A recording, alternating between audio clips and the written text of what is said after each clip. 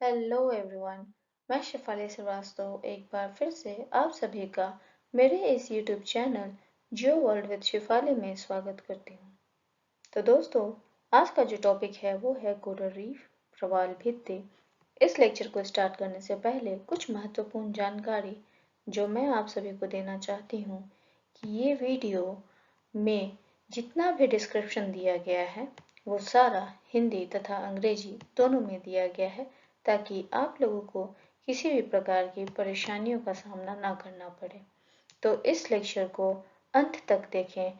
इससे आप ये समझ पाएंगे कि कोरल रीफ क्या होता है, प्रवाल भित्ति क्या होती है, कितने प्रकार की प्रवाल भित्ति होती हैं, ये प्रवाल भित्ति को जीवित रहने के लिए अनुकूल दशाएं क्या होती हैं, और इनका अगर वितरण की बात करें कि विश्व के स्तर पर ये कहाँ मिलेंगे और हमारे भारत के स्तर पर ये कहाँ पाए जाएंगे, ये सारा डिस्क्रिप्शन इसमें दिया गया है।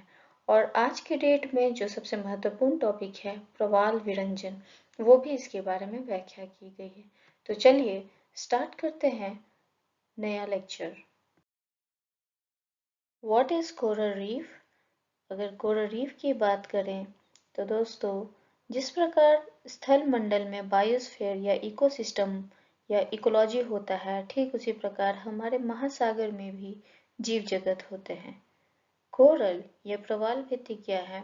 ये एक समुद्री जीव है, काफी सूक्ष्म जीव है और ये समुद्र में मिलते हैं। और यह एक बहुत ही महत्वपूर्ण या फिर आप कह सकते हैं बहुत ही मजबूत जलीय पारिस्थितिकी तंत्र का निर्माण करते हैं। परंतु आज के समय में इनका प्रवाल विरंजन हो रहा है, हम मनुष्यों के द्वारा कोरल ब्लीचिंग हो रहा है। महासागर के जीव मंडल में पारिस्थितिकी तंत्र में असंतुलन देखने को मिल रहा है। शायद इसलिए ये जो टॉपिक है कोरल रीफ, प्रवाल भित्ति, हम लोगों के लिए बहुत ही महत्वपूर्ण है। तो देखते हैं कोरल रीफ क्या होता है, प्रवाल भित्ति क्या होता है। कोरल या प्रवाल का मतलब होता है कड़ा या कठोर कैल्शियम प्रधान चट्टान। आप यहाँ देख पा रहे होंगे कि कोरल को प्रवाल भित्तियां या मूंगे की चट्टान के नाम से भी जाना जाता है। यह समुद्र के भीतर स्थित चट्टान है जो प्रवालों के द्वारा छोड़े गए कैल्शियम कार्बोनेट से निर्मित होती हैं। ठीक है, ये छोटी छोटी बस्तियां बना के रहती हैं और ये चूना प्रधान होती हैं। अगर आप लोगों को प्रवाल सीखना है कि एक्चुअल में प्रवाल क्या होता है काफी साइंटिफिक तरीके से, तो याद रखिएगा ये दो शब्द कोलेंटरेट पॉलिप्स और जूजेंथले एलेगी। ठीक है, जो ये कोलेंटरेट पॉलिप्स है ये प्रवाल का जीव है। ठीक है, ये कोलेंटरेट पॉलिप्स किसका जीव है? ये प्रवाल का जीव होता है। और ये जूजेंथले है जो शैवाल है, ये शैवाल का नाम है। ये किसके साथ रहता है? प्रवाल के जीव के साथ। मतलब क्या? ये दोनों को जीवित रहने के लिए एक दूसरे के ऊपर निर्भर रहना पड़ता है और ये दोनों का अस्तित्व एक दूसरे पे ही टिका रहता है। ठीक है, तो कोलेंटरेट पॉलिप्स क्या है? प्रवाल का जीव होता है और ये जो है जूजेंथले एल्गी, ये शैवाल का नाम है। और अगर हम लोग कोरल की बात करें कि कोरल क्या होता है, तो याद रखिएगा इस रंग बिरंगे तस्वीर को देखने के लिए ये जो दो हैं, एक सूक्ष्म जीव जो है प्रवाल का जो सूक्ष्म जीव है और ये दूसरा शैवाल, ये दोनों का उपस्थित होना बहुत ही इम्पोर्टेंट होता है। तो अगर समझें कि क्या होता है आखिर इन दोनों के बीच में, क्या आखिर संबंध है, तो दोनों के बीच में काफी घनिष्ठ संबंध है। होता क्या है कि दोनों का अस्तित्व एक साथ जुड़ा हुआ है। जो प्रवाल का जो जीव है कोलेंटरेट पॉलिप्स, इसको जीवित रहने के लिए खाना चाहिए होता है, जो किसके द्वारा प्रदान किया जाता है? ये जूजेंथले शैवाल के द्वारा। ठीक है, कोरल का जो पॉलिप्स है कोलेंटरेट पॉलिप्स, इसको जीवित रहने के लिए खाना चाहिए होता है जो जूजेंथले के द्वारा मिलता है। और जूजेंथले को निवास करने के लिए कुछ स्थान, कुछ आधार, या फिर आप सरल शब्दों में कह सकते हैं घर चाहिए होता है, जो कौन प्रदान करता है? प्रवाल का जीव, ये कोलेंटरेट पॉलिप्स। मतलब क्या कि दोनों एक दूसरे को कोई चीज प्रदान कर रहे हैं, एक खाना दे रहा है, दूसरा उसको घर दे रहा है, तभी जाके आपको कुछ इस प्रकार का सुंदर सा दृश्य देखने को मिल रहा है। तो दोनों एक दूसरे के ऊपर निर्भर हैं। और होता क्या है कि जो एलगी है, जो शैवाल है, प्रकाश संश्लेषण के द्वारा खाना बनाती है और ये प्रवाल का जो जीव है उसको देती है, ठीक। और जो प्रवाल का जीव है वो क्या देता है? इसको घर देता है, आधार देता है, ठीक है। और इसी के माध्यम से यहाँ पे कुछ हम लोगों को हरा भरा रंग बिरंगा सा दृश्य देखने को मिलता है, और यही होता है कोरल रीफ, प्रवाल भित्ति, ठीक है। ये एक समुद्री जीव है, और इसको याद रखने के लिए दो शब्द को याद रखना है। सबसे पहला कोलेंटरेट पॉलिप्स, जो प्रवाल का जीव होता है वो, और दूसरा होता है जूजेंथले, जो शैवाल किसके ऊपर रहता है? कोलेंटरेट पॉलिप्स, मतलब प्रवाल का जीव के ऊपर। प्रवाल का जीव किससे बना रहता है? तो याद रखिएगा, कैल्शियम कार्बोनेट के द्वारा बना रहता है। और ये दोनों में किस प्रकार का रिलेशन रहता है? सिम्बायोटिक रिलेशन बनता है दोनों के बीच में, मतलब दोनों एक दूसरे के ऊपर निर्भर। और ये जो प्रवाल भित्तियां हैं, ये हमेशा कॉलोनी में रहती हैं, मतलब इकट्ठे रहती हैं, ग्रुप में रहेंगी, कभी भी अलग आपको नहीं दिखेंगी। और ये ऐसा नहीं है कि ये दृश्य जो है वो एक बार का बना हुआ है, धीरे धीरे ये बनता है और अपने जगह पे एकदम फिक्स्ड हो जाता है, ठीक है। और कॉलोनी बनाते हैं और एक साथ रहते हैं। तो यही है प्रवाल भित्ति। थ्रू दिस इमेज आप ये देख पा रहे होंगे कि किस प्रकार जो प्रत्येक पॉलिप्स है वो धीरे धीरे एक कठोर कैल्शियम कार्बोनेट का कंकाल का निर्माण करता है, और ये निर्माण करके फिर क्या बनाता है? आधार बनाता है, उसके कॉलोनी का, कोरल के कॉलोनी का आधार बनाता है। और इसमें रहने के लिए कौन आता है? जूजेंथले, यही जीवित शैवाल जिसके बारे में मैंने वर्णन की है कि किस प्रकार ये निवास करने के लिए आता है। कहाँ पे? कैल्शियम कार्बोनेट के कंकाल पे आता है रहने के लिए, ठीक है। और यहाँ पे देखिए वो किस प्रकार अपने आप को कंकाल के आधार के साथ जोड़ लेता है। तो मैंने बताया है कि जूजेंथले और कोरल के बीच काफी घनिष्ठ संबंध है, ये दोनों साथ में ही रहते हैं। होता क्या है कि जूजेंथले है वो भोजन तैयार करता है और ये देता है प्रवाल के जीव को, और जो प्रवाल है वो क्या देता है? इसको आधार देता है, इसको क्या? जूजेंथले को आधार देता है। यही इस इमेज के थ्रू समझाने की कोशिश की गई है। और ये जो प्रवाल है वो धीरे धीरे बढ़ता है, ठीक है। कोरल रीफ है वो धीरे धीरे बढ़ता है, कुछ समय लगता है इसको बढ़ने के लिए। तो ये धीरे धीरे बढ़ता है। आप कह सकते हैं कि जो भी प्रवाल भित्ति है या कोरल है, वो लगातार क्या करते हैं? कैल्शियम कार्बोनेट का जमाव करते हैं और लंबी अवधि में प्रवाल भित्तियों का निर्माण करते हैं। और एक क्वेश्चन जो यहाँ निकल के आ रहा है वो यह है कि आपसे अगर पूछा जाए कि समुद्र का वर्षावन किसे कहा जाता है, तो उसका उत्तर होगा प्रवाल भित्ति, कोरल रीफ। क्यों कहा जाता है? क्योंकि ये काफी ही विविध पारिस्थितिकी तंत्र का निर्माण करते हैं। ये इतने नाजुक होते हैं कि पानी के तापमान के प्रति भी बहुत संवेदनशील होते हैं। तो आप लोग समझ सकते होंगे कि ये प्रवाल भित्ति, कोरल रीफ कितने सेंसिटिव होते हैं। अगर इनकी एरिया की बात की जाए कि ये कितने एरिया में फैले हुए हैं, तो वो है 2,84,300 किलोमीटर स्क्वायर। और परसेंटेज की बात करें कि पूरे वर्ल्ड के जो ओशन एरिया है उसमें बात करें कि इनका प्रतिशत कितना है, तो वो सिर्फ है 0.1%। बट अगर बात करें कि ये जितने भी महासागरीय जीव जंतु कितनों को घर प्रदान करते हैं, तो याद रखिएगा कि 25%, ये 25% महासागरीय जीव जंतु को क्या प्रदान करते हैं? घर प्रदान करते हैं। Ideal condition for coral growth, प्रवाल भित्ति के लिए आदर्श परिस्थितियाँ अगर हम बात करें तो वो ये है कि जो प्रवाल भित्ति है वो अधिकांश गर्म तथा उथले साफ पानी में निवास करते हैं, जहाँ पे सूर्य की किरणें हैं वो अच्छी तरह से पहुँचती हो, बस उनका विकास उसी जगह पे होगा। अगर हम तापमान की बात करें कि इनको कितना डिग्री तापमान चाहिए होगा जीवित रहने के लिए, तो 23 से 29 डिग्री सेल्सियस इनको तापमान चाहिए होगा। अगर हम अक्षांश की बात करें कि ये कितने अक्षांशों के बीच में ये मिलेंगे, तो वो 30 डिग्री उत्तरी से लेके 30 डिग्री दक्षिणी अक्षांश के बीच में ये प्रवाल भित्ति हम लोगों को देखने को मिलेंगे। और अगर बात करें कि सबसे बेस्ट या फिर आदर्श गहराई है जो समुद्र की सतह से 45 से 55 मीटर अगर नीचे की तरफ जाएंगे, तो ये बहुत ही बेस्ट गहराई है प्रवाल भित्ति के लिए, ताकि वो वहाँ पे जीवित रह सके।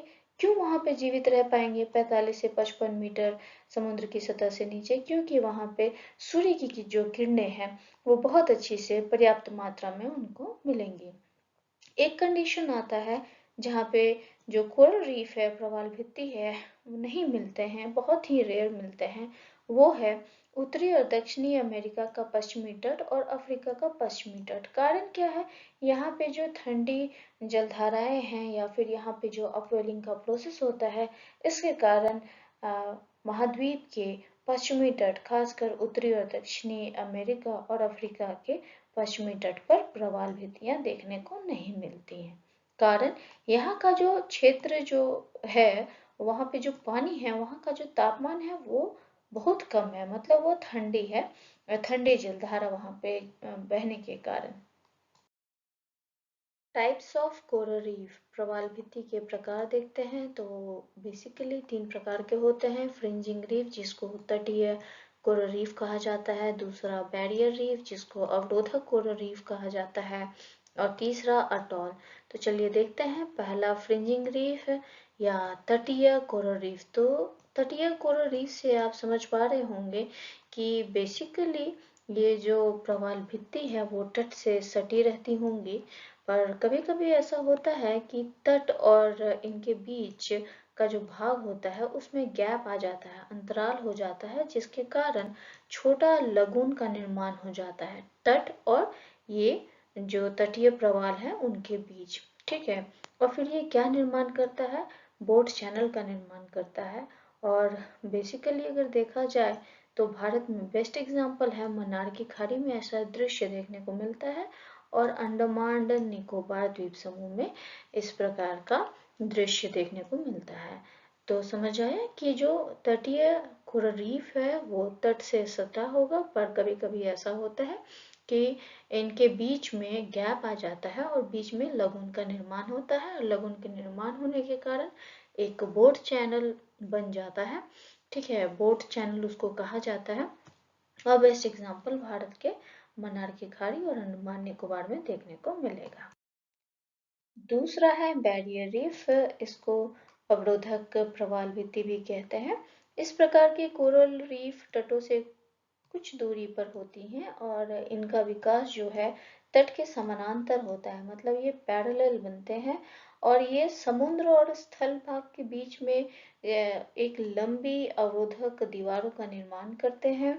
और स्थल और कोरल रीफ के बीच क्या मिलेगा आपको? सैकड़ों मीटर के चौड़े लैगून बने होते हैं। और बेस्ट एग्जाम्पल अगर इसका देखा जाए कि संसार का सबसे बड़ी अवरोधक कोरल रीफ कहाँ है, तो वो ऑस्ट्रेलिया का है ग्रेट बैरियर रीफ। ये नाम याद रखिएगा, ऑस्ट्रेलिया का ग्रेट बैरियर रीफ संसार का सबसे बड़ा अवरोधक कोरल रीफ। तीसरा जो आता है, तीसरा प्रकार कोरल रीफ का, प्रवाल भित्ति का, वो है अटोल। अटोल क्या होता है? ये वलयाकार कोरल रीफ है, या इन्हें अटोल भी कहा जाता है, मतलब एक रिंग टाइप का, एक सर्कल टाइप का ये होते हैं। ये किसी लैगून के चारों ओर प्रवाल भित्तियों की एक पट्टी से निर्मित होते हैं, और ये अंगूठी या घोड़े के नाल की आकृति वाले होते हैं। देखिए यहाँ मैंने ये डिस्क्राइब किया, ये अंगूठी या घोड़े के नाल की आकृति वाले होते हैं। इनके केंद्र में लैगून होता है और इनके बीच बीच में खुले भाग पाए जाते हैं, जिसके कारण खुले सागर और लैगून का संपर्क बना रहता है। मतलब ये टोटली क्लोज्ड नहीं रहेगा। अगर रिंग बनेगा कुछ कुछ पार्ट जो है वो खुला रहेगा। तो ये जितने भी जो खुले सागर हैं और खुले सागर का लैगून से संपर्क बना रहता है। ये वलयाकार प्रवालभित्ति के प्रमुख उदाहरण अगर देखें तो वो है फिजी एटोल। भारत में अगर देखा जाए तो ये है लक्षद्वीप में, बहुत सारे जो लक्षद्वीप समूह है टापू का, उसमें बहुत सारे अनेक अटोल आपको मिलेंगे देखने को।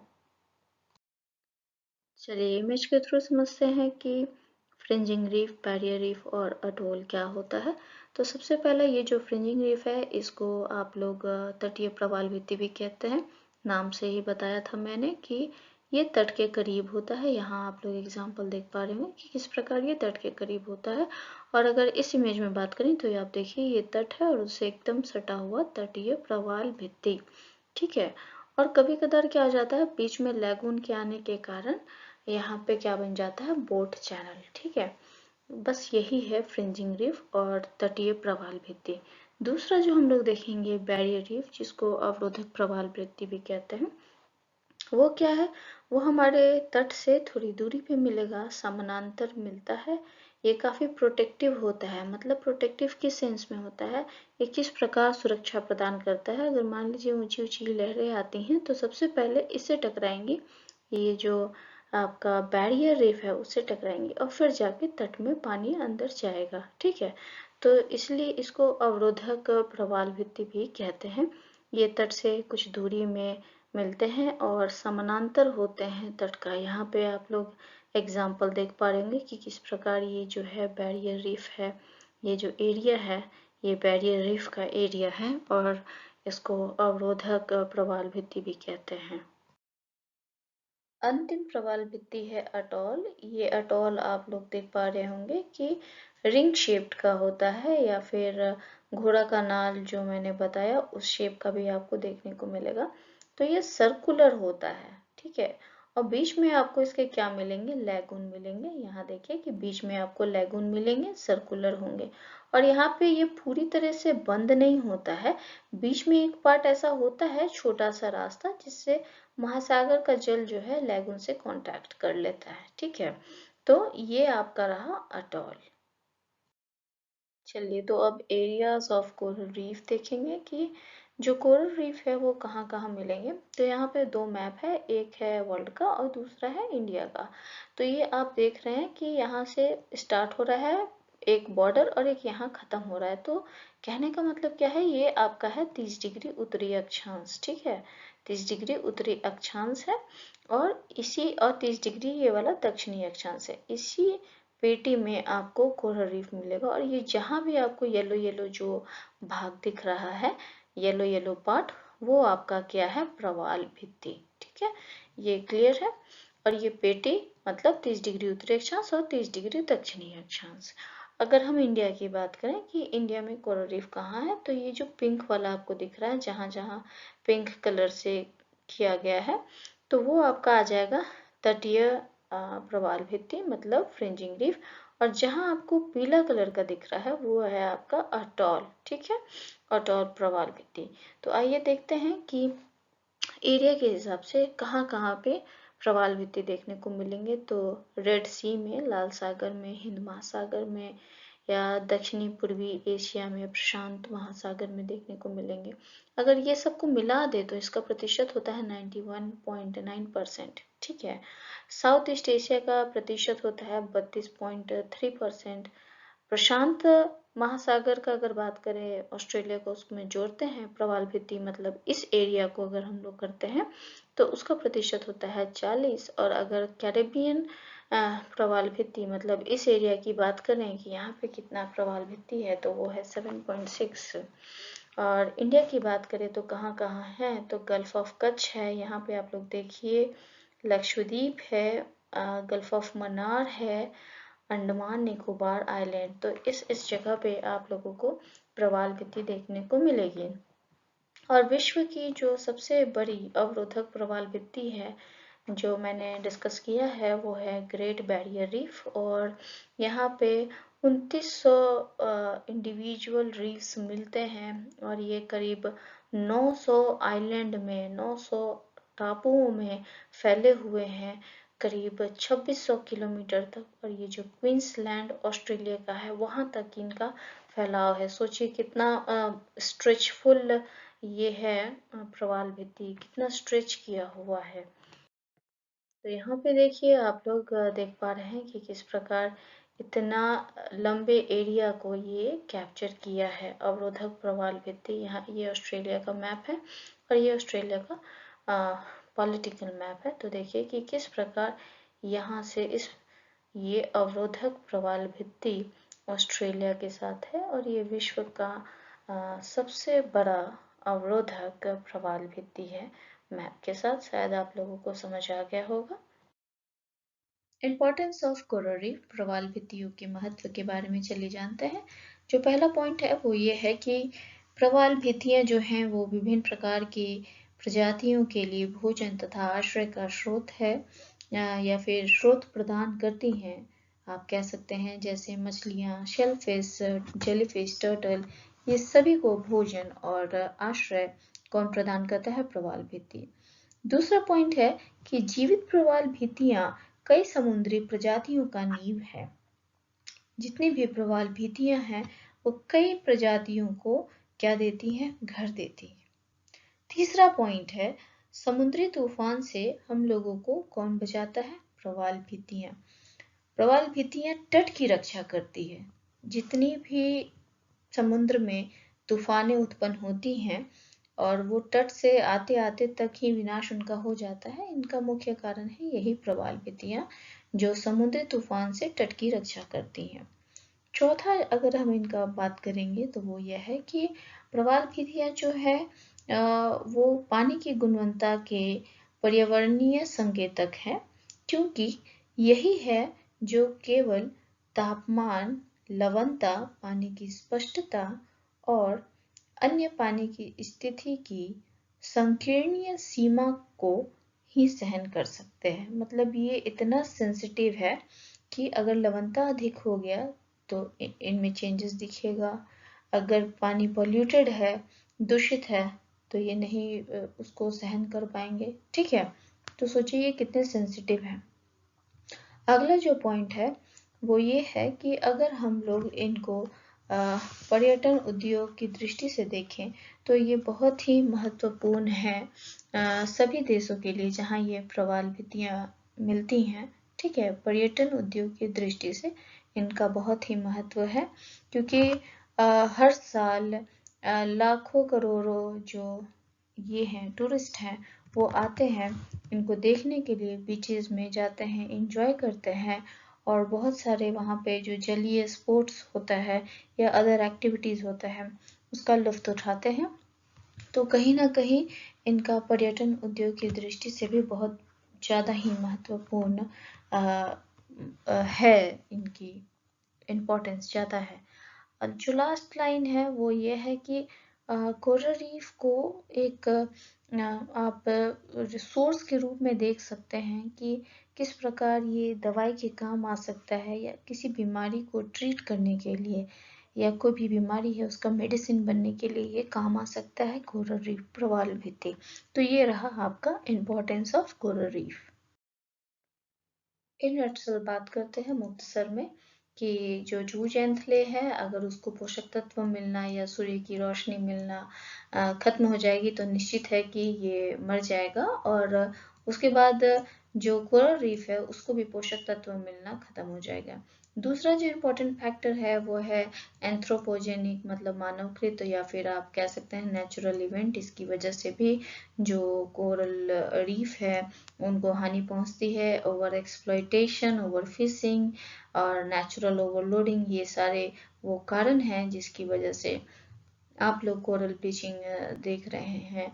और नेचुरल डिजास्टर भी इम्पोर्टेंट रहता है कहीं ना कहीं, जैसे आंधी तूफान या फिर बाढ़ या फिर तापमान का बढ़ना, या फिर गर्मी के मौसम में तापमान का बढ़ना या लवणता का ज़्यादा बढ़ जाना, और जितने भी महासागर जल है उसमें प्रदूषण का बढ़ना या तापमान में बहुत हाई रेंज ऑफ टेम्परेचर देखने को मिलना। तो ये सारे जो फैक्टर्स हैं कहीं ना कहीं जो कोरल है उसको डायरेक्टली प्रभावित कर रहे हैं। और जैसे कि हम पहले डिस्कस कर चुके हैं, ये बहुत ही मतलब डाइवर्स पारिस्थितिकी तंत्र ये बनाते हैं, बायोडाइवर्सिटी, और काफ़ी सेंसिटिव हैं ये लोग कोरल रीफ। आते हैं लेक्चर के अंतिम मोड़ पे, कोरल ब्लीचिंग, जिसको प्रवाल विरंजन भी कहा जाता है। प्रवाल विरंजन मूंगों के स्वास्थ्य से जुड़ी एक नकारात्मक घटना है। इसमें क्या होती है कि जब तापमान या प्रकाश या पोषण, ये तीनों में से किसी में भी अगर परिवर्तन आ जाता है तो प्रवालों पर तनाव बढ़ जाता है। उसके बाद क्या होता है, उसके जो सहजीवी शैवाल हैं, जूजेंथले, उसको वो क्या कर देता है, निकाशित कर देता है, हट जाते हैं, है ना, मर जाते हैं। उसके बाद क्या होता है, ये जो सुंदर सा आपको प्रवाल भित्ति जो रंग बिरंगे दिखते थे, वो किस में परिवर्तित हो जाएंगे, एकदम सफेद रंग के में परिवर्तित हो जाएंगे। और इसी को क्या कहते हैं, इसी घटना को कहते हैं कोरल ब्लीचिंग या प्रवाल विरंजन। ऐसा कहा जाता है कि ऑस्ट्रेलियाई वैज्ञानिकों ने बताया है कि जलवायु परिवर्तन के कारण बढ़ते समुद्री तापमान की वजह से सबसे अलग और मानवीय पहुंच से दूर स्थित पारिस्थितिकी तंत्र में भी मतलब कुछ प्रभावित हो रहे हैं। मतलब आप सोचिए कि किस तरह ये जो एकदम सूक्ष्म जीव हैं, जो मतलब एकदम नाजुक पारिस्थितिकी तंत्र किस तरह प्रभावित हो रहे हैं। और देखिए कुछ इसी प्रकार का प्रोसेस होता है, जो जूजेंथले जो जीव हैं जो प्रवाल के ऊपर रहते हैं वही मर जाते हैं और अंत में वो किस में तब्दील हो जाते हैं, सफेद रंग में। तो आपको समझ आ रहा होगा कि प्रवाल विरंजन क्या होता है। अगर किसी भी प्रवाल के तापमान या प्रकाश या पोषण में चेंजेस आता है या कुछ परिवर्तन होता है तो प्रवाल को तनाव का सामना करना पड़ता है और उसके जो ऊपर जो सहजीवी जो जीव था जूजेंथले, वो मर जाता है और जिसके कारण इस प्रकार का जो कलरफुल जो कोरल रीफ था वो किसमें परिवर्तित हो जाता है, सफेद रंग में। यहाँ आप देख पा रहे होंगे। तो दोस्तों, अगर आप लोगों को मेरा ये वीडियो पसंद आए तो प्लीज़ इसे लाइक, शेयर और सब्सक्राइब जरूर करना। जल्द ही मिलते हैं एक नए वीडियो के साथ। Thank you. Stay safe, stay healthy.